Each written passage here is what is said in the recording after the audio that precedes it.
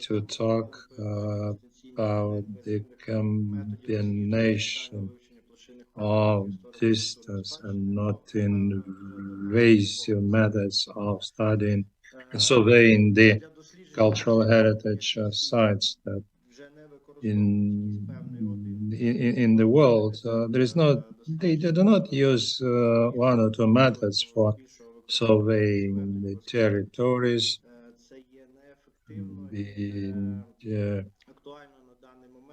At the moment, it is not effective from the point of view of full survey of objects and cultural heritage.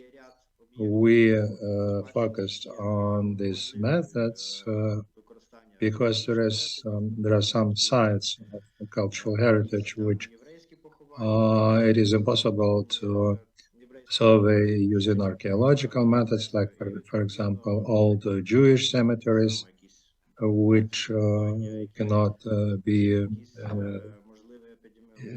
examined, or, for example, places which may bring the risk of epidemics in case of uncovering them. So we decided to offer the distance surveying methods and one geophysical methods, which is georadar acquisition, and the distance methods which we offer to use for various types of objects. It's the satellite optical electronics acquisition, наземне лазерне сканування, location acquisition, aviation acquisition from aircraft, or land georadar acquisition. In foreign literature and in Ukrainian literature, there are examples of combination of different methods, but mainly they are more of empirical nature or have some chaotic explanation. The major methods for research, we have the satellite radio radar acquisition. On the basis of this data, we find extreme vertical shifts on the territory of surveying. Then we put these points based on the coordinates and use the land radar surveying, laser surveying, and then these methods could be used for archaeological surveying and archaeological research. If, for example, a big territory, so all the territory, it would be very difficult to dig the various in various places, and our methods could be used for that. We tried combination of these methods on two objects, two sites. The first site is the Lviv citadel. The times of the Second World War, it was a concentration camp for prisoners of war. And then the second site is in Zvenigorod placement, settlement, which is in the ruined state, and the Lviv citadel is in a state in which it existed by the time of beginning of the Second World War. And here we will, in this presentation, we'll present only Lviv citadel as the object of surveying. At this slide, you see the detailed conceptual model which we drafted, which includes all the stages, beginning with information collection, to the analysis and interpretation of the metadata in parallel using methods of air photo acquisition from aircraft and others. Also, we developed additionally the software and the function of building the general model of objects of the old heritage and setting up the zone of protection around these zones using define the boundaries of such a historical cultural heritage site. Here is the technological scheme of research, which includes combination, because there are different objects, then йдуть або використовуючи картометричний метод певні it combines the primary data using cartographic methods, cartographic materials. If we speak about certain ancient settlements or developed territory, analysis, archive, photos of the Second World War, of the Soviet times, when we speak about, for example, objects which are not displayed on the cartographic materials for various reasons. So you see the technological scheme. I'm not going to dwell upon it. We will look through these all stages in the presentation.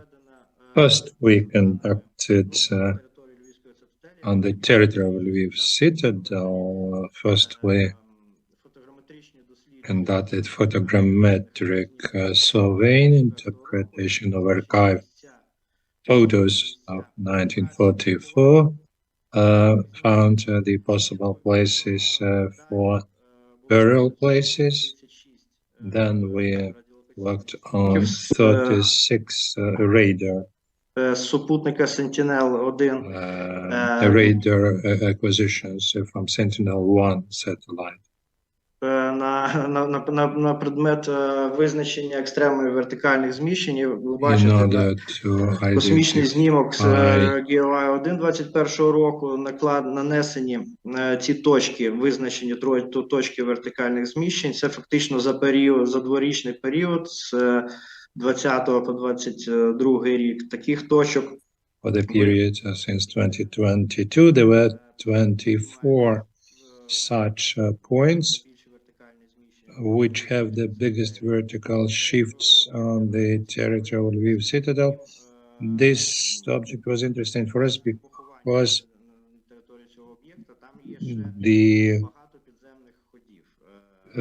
besides burial places on the territory of this object, there are also a lot of underground tunnels, and these tunnels are still secret. The security service has the maps but does not share them publicly. So we could see only the underground tunnels between Maximilian Towers, and in the center there is a barrack which was used by soldiers during Austro-Hungarian period in Lviv Oblast, or for keeping prisoners of war at a time of concentration camp on its territory. So, then we started identifying the burial places. And you see that in the middle there are points. Належить до визначених ходів. Ходи так само визначались ще й The underground passages were also determined by field research. And I know that place since my childhood, and I know where those passages were. And all those dots basically coincided with the objects of the passages which exist. In yellow color, there are the dots which we rejected because they do not end up at the interpreted sections of the burials. These are probably the dots, the vertical shifting on which occurred because of human interference and changes in the landscape. And in green color, there are the dots that were in the grounds of the interpreted burial places. Here you can see the maximal vertical shifting, which fluctuated from 16 to 36 centimeters. And there's also a smoothed map of vertical shifting. After we've determined the vertical shifting and the localization, these dots, we used the UTS-I radar, and we ran this research together with our English colleagues. Here you can see the use of geo radar in two sections.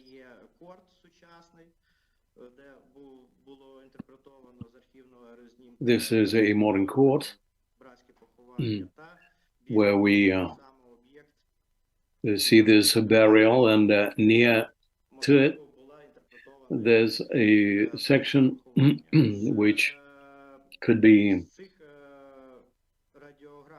interpreted as a brethren burial place, except for the anomalies which indicated to the fact that this is a burial place of the brethren. That we also saw the old boundaries of the cement foundation, which is preserved under the surface. Here you can see an enlarged image. On the right-hand side, you can see kind of a whitish triangle, and the continuation of that triangle is basically the right boundary of this former concentration camp. Then, on the basis of the technological scheme that I've presented, we use the program module of 3 blocks with the use of interferograms. This program software module deals with ready-made data, which you upload, and you come up with a general 3D model and carry out the models of the object of this cultural heritage. So we had downloaded the interferogram. This interferogram is a bit blurred.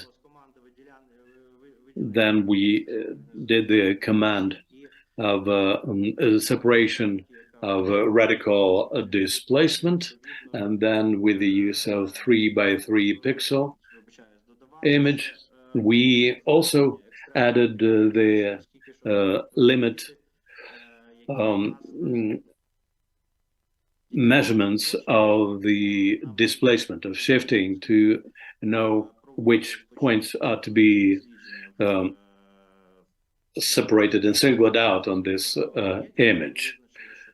And in the software package, we decided that from 16 to 30 centimeters, we had extreme points, and likewise the maximum numbers were in accordance with those indicators, so that we would show the group of pixels according to those data. We used for those pixels the yellow color, and with the help of the command of to form the coordinates. We had the boundaries of each section of the area on the basis of the marginal quadrangular nodes of this picture. If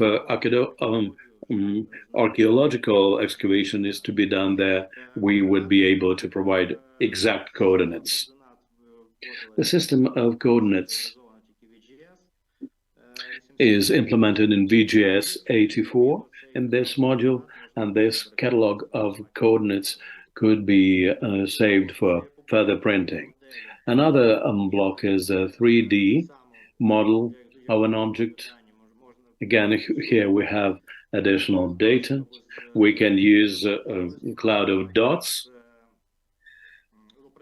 from LIDAR on the basis of LIDAR technology, or aerial UAV imagery. We download SMR. The field is divided into two parts. The higher part is the uploaded data above the surface, and the lower one is the data about lower than the surface, beneath the surface. And then these data are merged on the basis of coordinates. Again, we implement the function of turning to make a full analysis. We've singled out just a small fragment for our research to make it more graphic. And likewise, 3D model can use two formats, 3Z and 3. These formats can be extended in number. And the third block is about the boundaries of the area of cultural heritage or protected preserve zones. Again, the data of the 3D model is downloaded with the radiogram from two sides. There are radiograms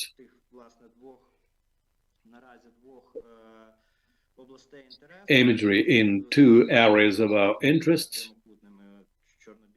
They can be seen on the right and on the left-hand side with whitish areas. And we also downloaded the vectorized boundaries of the cultural heritage zones. There are basically two radiograms which partially go beyond these limits, on which underground structures were detected, and then the restructuring of the boundaries was carried out with the blue color on the basis of newly attained data. Likewise, we did the structuring and boundaries of a preserve zone on the basis of three indicators of possible buffer of the preserved zone.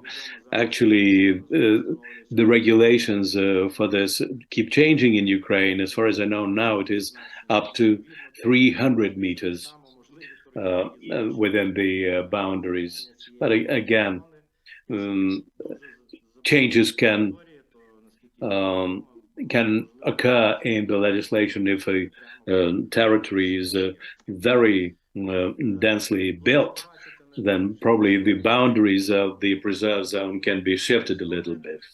So the preserved zone is here at the distance of 100 meters, which is not the way it should be according to regulations. But for testing purposes of the module that would be sufficient. And this preserve zone can be exported in DXF exchange format, and all the vector data can be used with the specified boundaries of the object, and we can export it in proper format and to open it up in any other piece of software.